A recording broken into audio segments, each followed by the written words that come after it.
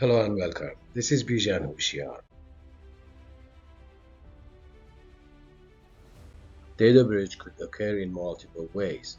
An organization network could be breached. Malware could be installed giving attackers access, and unsecure web servers and websites can be scrapped for data. Data breach has long-lasting effects on an organization, ranging from loss of customer confidence to legal ramifications. Data breach investigation timeline is going to be covered in this lesson. The timeline includes breach notification, enact incident response plan, investigate, address vulnerabilities, and post-incident activities.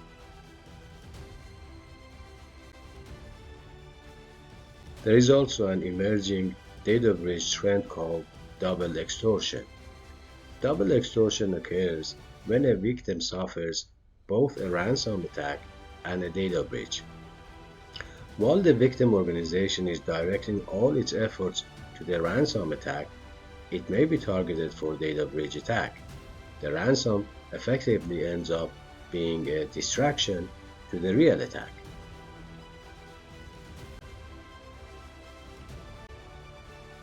The timeline of data breach investigation includes breach notification, enact incident response plan, investigate, address vulnerabilities, and post-incident activities. Phase 1. Potential breach notification. There are so many alerts that can occur every day. It is easy to become complacent. Alerts may be related to endpoint attempting to connect to blacklisted sites, potentially unwanted programs being downloaded and installed, potential malware events, and multi-pronged attacks. Phase 2.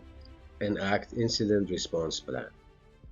After confirming an incident response plan must be followed, keeping the following in mind.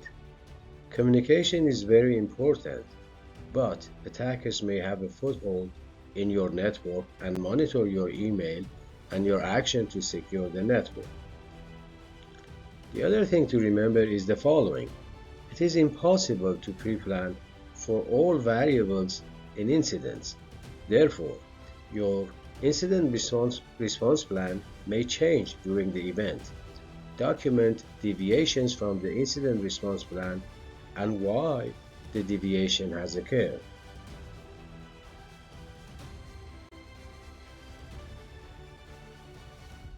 Phase 3. Investigate. In the investigate phase, you must preserve evidence, identify what was breached, and determine the extent of the damage. Preserving evidence. Proper procedure and forensic tools must be used to preserve the evidence. In phase 3, you also need to identify what was breached.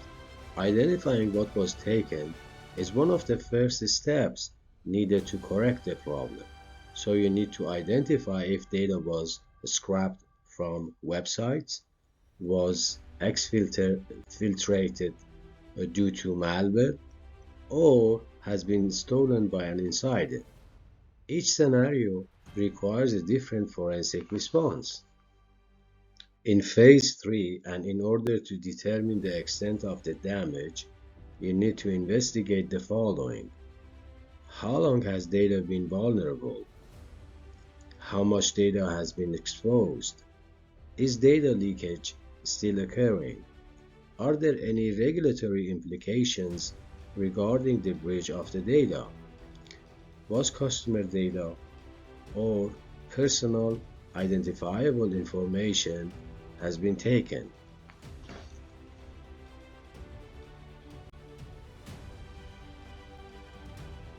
Phase 4.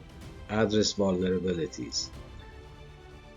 After the source of the breach is confirmed, make sure the vulnerabilities are addressed.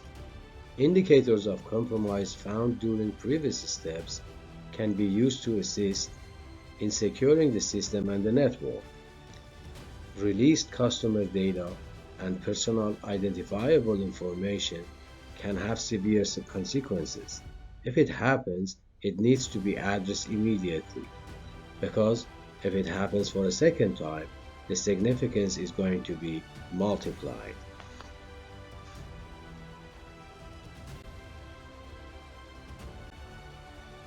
Phase 5. Post-incident activities.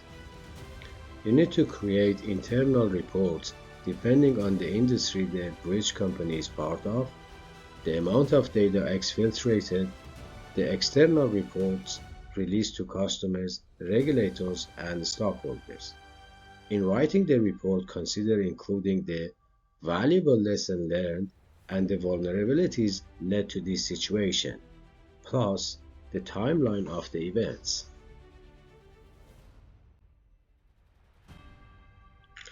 Thank you for watching. If you liked the video and you found it informative, please don't forget to recommend it to others who may be interested. Thank you.